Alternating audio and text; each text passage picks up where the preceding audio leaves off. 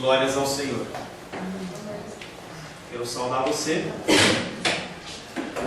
com a paz do nosso Senhor Jesus Cristo. Amém. Aquele que reina, aquele que governa, aquele que é para sempre. Não há outro como o Senhor. Não há outro digno de glória, outro digno de honra, outro digno de majestade como o nosso Deus. Aquele que tem cuidado de nós. Aquele que, independente dos sabores do mundo, Ele nos guarda, nos protege, nos sustenta, Ele nos dá a paz. Aleluias. Quero saudar você que veio nesta noite à casa do Senhor para que nós possamos adorar ao Rei. A adoração ao Senhor é algo feito pelo conjunto, pelo grupo, pelas pessoas. As paredes não têm sentido, as paredes não têm valor, mas o grupo, as pessoas, quando elevam o seu coração aos céus, o Senhor se agrada e Ele recebe. Em nosso último encontro, estivemos meditando sobre o tema Deus, nome ou título. Pessoas adoram títulos, e quanto maior e quanto mais títulos, melhor. Se as pessoas pudessem, elas colocariam placas com 2, 3, 4 linhas na sala dos seus gabinetes, na sala, nas plaquinhas das suas mesas, porque as pessoas, elas adoram títulos. Entendo que no nosso mundo, essas patentes ou esses títulos, eles têm sim propósito. Nós temos que entender que existem autoridades. As autoridades, elas existem e foram comissionadas por Deus, e nós temos que entender isso e ser submissas a elas enquanto elas estiverem dentro da palavra do Senhor. Porém, quando pensamos em Deus, erroneamente achamos que há alguma referência desse tipo em meio à Trindade divina, e não há. Cada pessoa da Trindade compartilha da mesma essência, apenas com funções diferentes. O verso que ficou da semana passada, João 10, 37 e 38, que diz: se não faço as obras do meu Pai, não acrediteis em mim. Mas se eu as faço, muito embora não acrediteis em mim, crede nas obras, e vos convencereis de que o Pai está em mim, e eu no Pai. A confusão havia sido criada. Quando queremos comparar o divino com o secular, em quem obedece é menor daquele que aquele que manda, a confusão ela é criada. A economia da Trindade não funciona assim. Tanto o título de Deus, ou o Filho de Deus, ou o Espírito de Deus, é o que o título realmente significa. Apenas uma designação em relação a alguém. O nome de Deus não é Deus. O nome do Filho não é Filho. O nome do Espírito não é Espírito. O real nome de Deus, ele é impronunciável. É representado por um tetragrama que alguns chamam de Jeová, outros de Yahvé, mas na verdade este tetragrama de letras em hebraico, ele é impronunciável.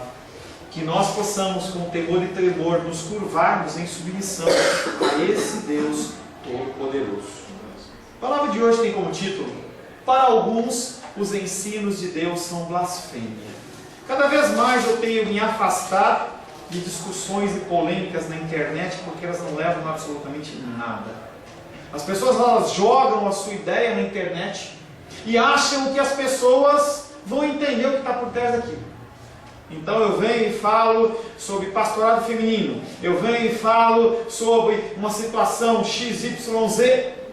A pessoa não tem o conhecimento que você tem, não entende o que você está falando, e simplesmente a confusão ela fica criada. As pessoas se indispõem, cada um faz o seu comentário, e isso não leva a nada. Não edifica o corpo de Deus em nada. Nós temos que fugir desse tipo de coisa, porque os ensinos de Deus, para alguns, eles são blasfêmia. Enquanto você não entende o conceito da palavra de Deus, enquanto você não é alcançado por essa graça, pode ser que para você também seja. Não um título tão forte como esse, blasfêmia, mas no mínimo uma confusão ou um engano. Quero convidar você a abrir a palavra de Deus no Evangelho de João. Nós vamos ler pela última vez neste ano. Nós vamos findar hoje, se o Senhor assim o permitir, Evangelho de João capítulo 10. Vamos fechar esse discurso. Evangelho de João capítulo 10. Nós vamos ler do verso 22 em diante. João capítulo 10, versos 22 em diante.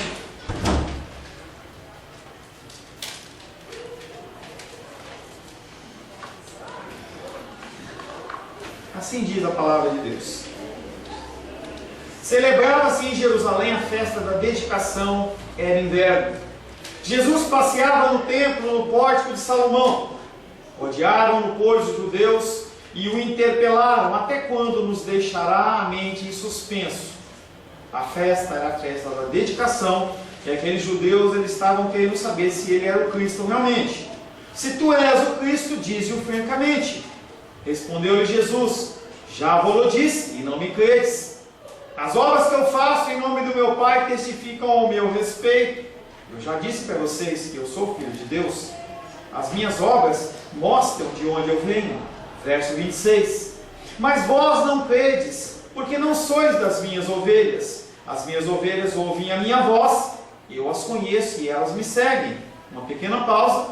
Para alguns, o ensino de Deus são blasfêmia. Para aqueles que não são ovelhas do Senhor. Verso 28.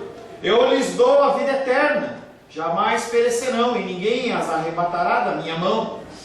Aquilo que meu Pai me deu é maior do que tudo, e da mão do meu Pai ninguém pode arrebatar. Eu e o Pai somos um. Novamente pegaram os judeus em pedras para lhe atirar. Disse-lhe Jesus: tenho-vos mostrado muitas obras boas da parte do Pai, por qual delas me apedrejais? Responderam-lhe os judeus: não é por obra boa que te apedrejamos, e sim por causa da blasfêmia. Pois sendo tu homem, tu fazes Deus a ti mesmo. Replicou-lhe Jesus: não está escrito na vossa lei, eu disse, sois deuses? Se ele chamou deuses aqueles a quem foi dirigida a palavra de Deus, e a Escritura não pode falhar, então daquele a quem Deus santificou e enviou ao mundo dizeis tu blasfemas? Porque declarei sou filho de Deus? Se não faço as obras do meu Pai, não me acrediteis, mas se faço, não me credes. Crede nas obras, para que possais saber e compreender que o Pai está em mim e eu estou no Pai. Verso 39. Nesse ponto procuravam outra vez prendê-lo, mas ele livrou-se das suas mãos. Novamente se retirou para além do Jordão, para o lugar onde João batizava, no princípio, e ali permaneceu.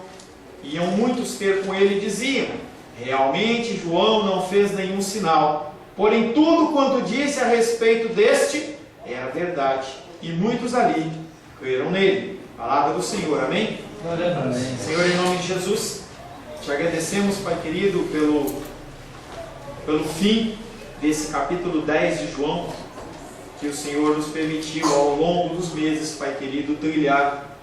Mais uma vez nos colocamos na tua presença, desejosos de ouvir a tua voz, Pai. Eu, Pai querido, me coloco apenas como instrumento do Senhor, falho, sem capacitação, indigno, Pai, de proferir as tuas santas palavras, indigno, Pai, de me dirigir aos teus filhos e às tuas filhas amadas, pela qual o Senhor morreu. Mas mesmo assim, Pai, me coloco na tua disposição, pedindo a Ti que só possa me capacitar, sanando toda e qualquer falha, toda e qualquer dificuldade, e dando a todos nós, Pai, o espírito de entendimento, para recebermos do alto céu, Pai querido, uma mensagem diretamente ao nosso coração. Oramos a Ti, em nome de Jesus. Amém. Amém. Que Deus nos conceda graça. Para alguns, os ensinos de Deus são blasfêmia. Isso a gente, na nossa caminhada cristã, cada vez mais a gente percebe. As pessoas elas ficam indignadas, elas ficam incomodadas. Quando nós falamos algo que vai de encontro a algo que elas não estão ainda preparadas ou não querem ouvir, elas ficam incomodadas. Não, você não falou algo de Deus. Alguns repreendem, outros amarram, outros ficam chateados, outros se emburram. Mas na verdade o que falta é apenas a graça sobre a vida das pessoas.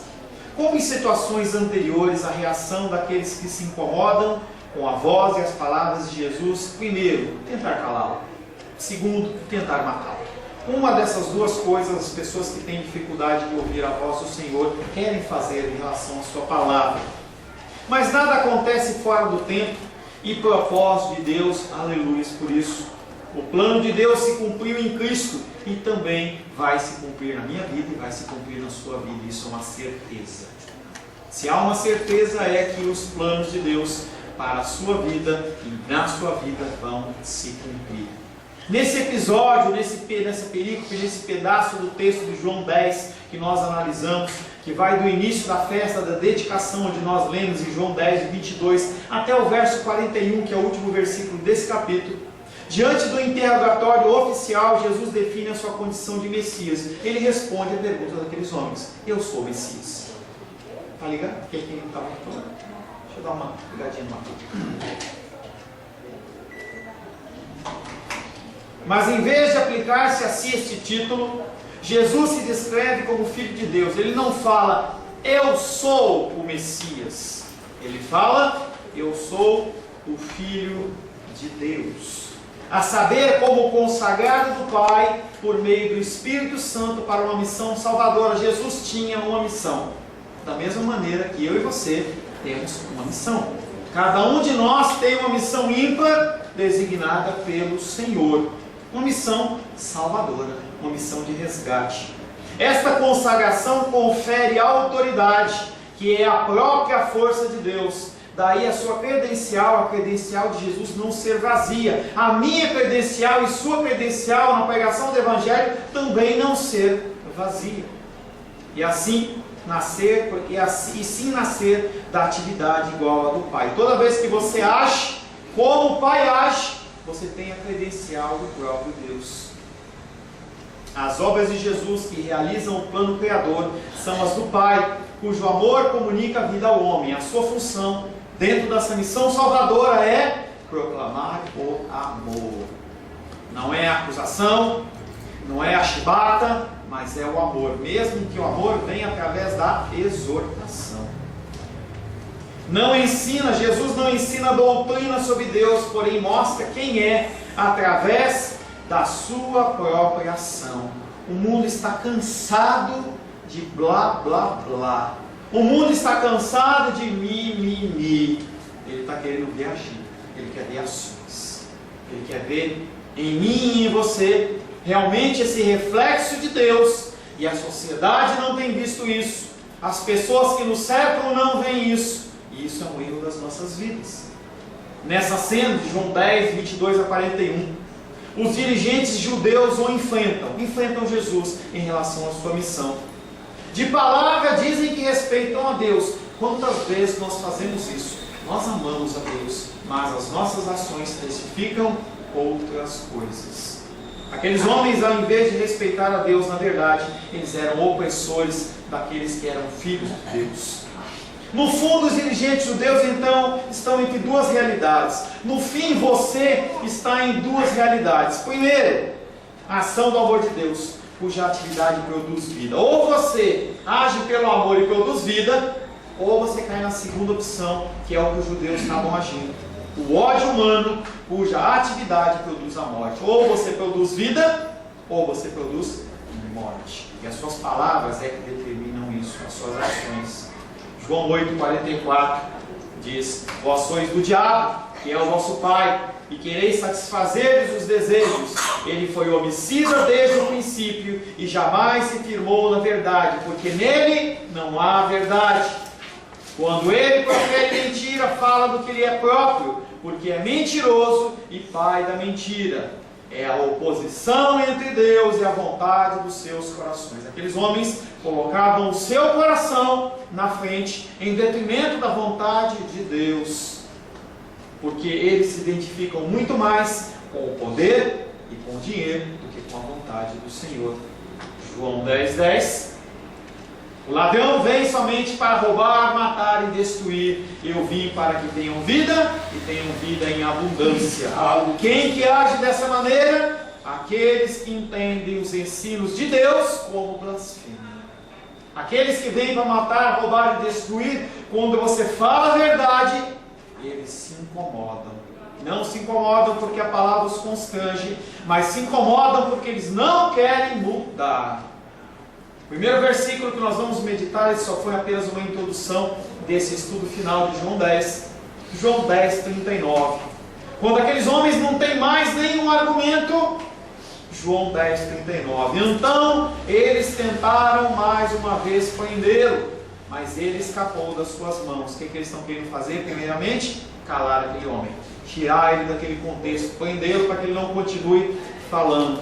Por mais precioso que esse ensino possa ser para nós, ele foi considerado para aqueles homens que ouviram pela primeira vez blasfêmia. E aí eu faço uma pequena pausa para que você tenha zelo pelas pessoas que te ouvem.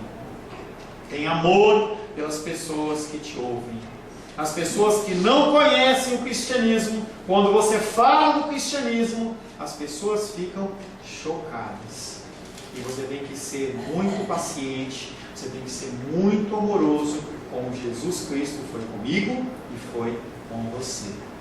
Essa ameaça inicial de prendê-lo se deu para que eles pudessem o expulsar daquela área, daquele lugar onde ele estava falando. Eles já não respondem mais porque não tem mais o que responder. Acabaram os argumentos daqueles homens. Porque Jesus pôs a descoberto as suas verdadeiras motivações. Eles estavam incomodados e declaravam aquela palavra como blasfêmia. Como de costume, apelam à violência, mas como não era chegada a hora de terem acesso a Jesus nesse sentido, seus planos mais uma vez foi frustrado. O tempo de Deus é o tempo de Deus e não muda. O tempo de Deus para a sua vida, ele é perfeito, é inigualável, ele não adianta e nem ele atrasa, ele acontece no momento correto. Mas para aqueles homens, eles queriam de toda forma tentar prendê-lo, como foi em João 7,30. Então procuravam prendê-lo, mas ninguém lhes pôs a mão, porque ainda não era chegada a sua hora. Enquanto não for chegada a sua hora, nada de ruim acontece, nada de bom acontece, nada acontece. Nós temos as nossas vidas colocadas nas mãos do nosso Senhor. Esse escapar de Jesus se realiza única e exclusivamente pelo exercício do poder divino, e o Senhor, ele tem agido na minha vida e tem agido na sua vida. Livramentos, livramentos, livramentos, livramentos, livramentos. Coisas que a gente não reputa como do Senhor, que a gente não acredita como do Senhor, mas que é o Senhor agindo. Isso nos lembra de que não estamos expostos à ação dos ímpios. Você não está exposto à mão do homem, porque quem cuida de você é o Senhor. Quem cuida de mim é o Senhor. O Senhor que restringe com o seu freio a ação do ímpio, sempre que assim ele o desejar. Agora, ele pode permitir, sim. Tem situações em que ele não permite que você entre na cova dos leões. Tem outra hora que ele entra com você. E tem horas que você vai achar que está sozinho, mas você nunca está sozinho, porque a palavra dele é clara, determina e declara que ele estará conosco todos os dias da nossa vida. Jesus sai definitivamente do templo. A cidade do sistema judaico que repudia o Messias de forma irrevogável, porque eles não querem ouvir a voz daquele Messias. Eles querem outro. Já não tornará a tratar com os dirigentes até que tenha chegado a sua hora. Esse contexto de discussão, ele não volta a ocorrer pelo resto do ministério de Jesus. João 10:40. Ele partiu de novo para o outro lado do Jordão, para o lugar onde João começara a batizar, e ali permaneceu. João Batista tinha preparado o caminho para o começo do ministério público de Jesus. E agora o ministério de Jesus estava chegando ao fim. Enquanto o ministério de João Batista é novamente relembrado. Jesus, depois do repúdio por parte da instituição judaica, efetua a segunda etapa do seu êxodo, a mudança, mais uma saída, simbolizando a entrada na terra prometida. Uma terra onde a vida ela é plena. Contudo, Jesus ele atravessa o rio, diferente do que Josué fez. Quando Josué, séculos antes, ele veio com o comando do Senhor, depois da morte de Moisés, atravessou o Jordão, estava tomando posse de uma terra prometida, que era uma terra física, mas que ela foi totalmente contaminada pela palavra do homem. E é o que acontece, é que Jesus sai dali, e ele atravessa o Jordão, simbolizando que, às vezes, você tem que romper, inclusive com instituições, inclusive com discursos, inclusive com coisas que você tem alicerçado no coração, porque eles não são verdadeiros. Nós temos que nos alicerçar apenas naquilo que o Senhor ele coloca no nosso coração como verdadeiro e que testifica através da palavra. Ao situar-se além do Jordão, João Batista anunciava a comunidade messiânica. Ele falava: haverá de vir o Messias, alguém que se falará de uma forma diferente, alguém que agirá de uma forma diferente. E ali João Batista confronta aqueles religiosos até que seu ministério se finda. O posicionamento de Jesus nesse lugar significava o seu afastamento da instituição judaica e a exortação e ruptura com ela. Como funciona para mim e para você? Como funciona para nós passarmos este Jordão? Qual é a referência simbólica, profética, para que as nossas vidas elas sejam impactadas? Mudança de comportamento. É a mudança, é a transformação diária da nossa vida em relação à palavra de Deus. Se você continua dentro do seu cristianismo antigo, você continua sendo um religioso, nada mais do que isso. João 10:41. Muitos vinham a ele e diziam: embora João não tenha feito nenhum sinal, tudo quanto disse deste homem era verdade. A saída de Jesus daquela região não teve como objetivo se isolar. Jesus Cristo não fugiu.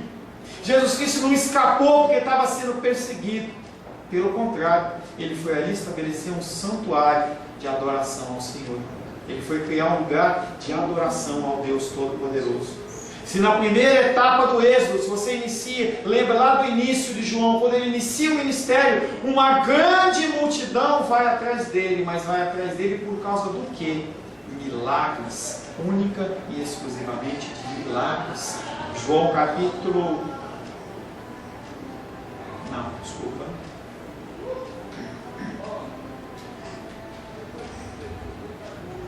João 10:42. Não, está errado. Vou esquecer daí que estou com ele. João capítulo 6, verso 5. Jesus então, erguendo os olhos e vendo que grande multidão vinha ter com ele, disse a Filipe: onde compraremos pães para lhes dar a comer? A nova comunidade começa a existir. São apenas os que os pais lhe dão que reconhecem a sua voz. Aqueles homens de João capítulo 6, verso 5, da primeira multiplicação dos pães, vão a Jesus Cristo por causa do que Jesus Cristo tinha a oferecer. As igrejas estão repletas disso. Enquanto a igreja me assiste, enquanto a igreja me abençoa, enquanto a igreja dá o que eu quero, eu fico. Quando ela para de me oferecer o que eu quero, eu me afasto. Isso aconteceu em João 6:42, João 6:5, quando houve a primeira multiplicação dos pães, e em João 10:41 a situação ela muda um pouco. Em vez de uma grande multidão, vem apenas pessoas. Era um grupo de pessoas maior, mas não mais uma grande multidão. A nova comunidade começa a existir, mas ela começa a existir numa quantidade mais reduzida. É algo que a palavra de Deus ela vem falando desde o Antigo Testamento sobre os remanescentes. Não são todos que permanecem, não são todos que querem, não são todos que desejam continuar caminhando. São conhecidos como os remanescentes. A nova referência a João Batista apresenta a diferença do ministério de ambos. Ele tinha como atividade o testemunho e não operou sinais porque não era o realizador da esperança. Isaías 40, versos 3 e 4. Vós do que clama no deserto, preparai o caminho do Senhor, endireitai no ermo a vereda ao nosso Deus. Todo vale será aterrado, e nivelados todos os montes e outeiros. O que é tortuoso será retificado, e os lugares escabrosos aplanados. A função de João Batista era apenas anunciar o caminho de Jesus. Você tem funções, você tem disposições de Deus que você está paradinho. Você não coloca em prática, você não sabe o que você está esperando. Há coisas que precisam ser colocadas em prática, você sabe que precisa, mas mesmo assim você continua parado. A função de João Batista, ela foi cumprida na íntegra. Apenas a Jesus quem pode, apenas Jesus que pode invocar a realidade dos milagres e maravilhas. Não havia outro. João Batista não tinha essa autoridade. Essa autoridade ela vem sobre Cristo. Uma autoridade que depois disso é passada para mim e passada para você. Nós temos que orar pelos enfermos. Nós temos que interceder pelas pessoas. Nós temos falado bastante em relação a isso. Nós temos que nos colocar a campo para que o Senhor possa nos utilizar. No Senhor Ele espera que nós façamos isso. Ele clama, Ele declara na palavra dEle que nós cumpramos os seus desígnios. E nós continuamos lutando contra essa autoridade, contra esse mandamento. Essa autoridade já é sobre a igreja, é sobre as nossas vidas. João 14:12 diz: em verdade vos digo, que aquele que crê em mim fará também as obras que eu faço, e outras maiores fará, porque eu vou para junto do Pai. Cristo foi mais excelente em João, porque o ministério dele, além da palavra, tinha os milagres. Mas o milagre ele é essencial? A resposta é não. Por mais que muitos ministros do Evangelho falam, não, tem que ter milagre, tem que ter milagres e maravilhas, o que é importante na realidade é a ministração da palavra. Mas, se você pode acrescentar a ministração da palavra à execução dos milagres, que assim o seja. João 10:42, o último versículo. E muitos ali foram e os que creram, e muitos ali foram os que creram nele. Não mais uma grande multidão, não mais um grande ajuntamento de pessoas, mas apenas muitos. Em referência à grande multidão, era um número menor. Ali referencia-se em oposição a Jerusalém, em oposição ao templo, onde eles quiseram apedrejá-lo e prendê-lo. Os que o seguem viram nas atividades de Jesus as atividades do Pai, e nela a manifestação do seu amor fiel ao homem. E em relação à minha vida, e em relação à sua vida, o que as pessoas têm visto? Aleluia. Tem visto a mão do Senhor ou a sua vontade sendo feita? Aqueles homens que se chegam a Cristo e creem nele, reconhecem por suas obras a sua qualidade de Messias e lhe aceitam como tal. Para o aceitarem, devem passar uma fronteira. No caso ali, fisicamente, foi o Jordão. Qual é a fronteira que você tem que passar? Mudança de mente, mudança de comportamento. Você tem que ouvir a palavra, você tem que mudar. A palavra de Deus tem sido proclamada de uma forma clara para você, através do Espírito Santo de Deus, não apenas aqui, mas em qualquer lugar onde você leia e ouça a palavra. E mesmo assim, a sua mente ela continua estagnada e você acha que você tem que manter-se no mesmo. Falávamos hoje pela manhã dessa característica das pessoas que têm a segurança em Cristo. A pessoa que tem a segurança em Cristo, ela não fica nesse vai ou não vai. Ela rompe com o mundo. As pessoas elas conseguem se libertar dos prazeres, se conseguem libertar dos vícios, das coisas, porque aquilo não mais o atrai, porque o próprio Senhor o convenceu. É essa mudança que a gente tem que ter no nosso coração. Não é porque um homem fala, mas é porque o Espírito Santo fala no nosso coração. E ele fala. Os que não saírem, os que não mudarem, são aqueles que não creem verdadeiramente em Deus. João 14:21. Aquele que tem os meus mandamentos e os guarda, esse é o que me ama. E aquele que me ama será amado por meu Pai. E eu também o amarei e me manifestarei a ele. E eu faço uma brincadeirinha com as pessoas que eu passo com discipulado e eu digo, lendo isso numa versão negativa: aquele que não tem os meus mandamentos e os não guarda, esse é o que não o amo. Não, esse é o que não me ama. E aquele que não me ama não será amado pelo meu Pai, e eu também não o amarei e não me manifestarei a ele.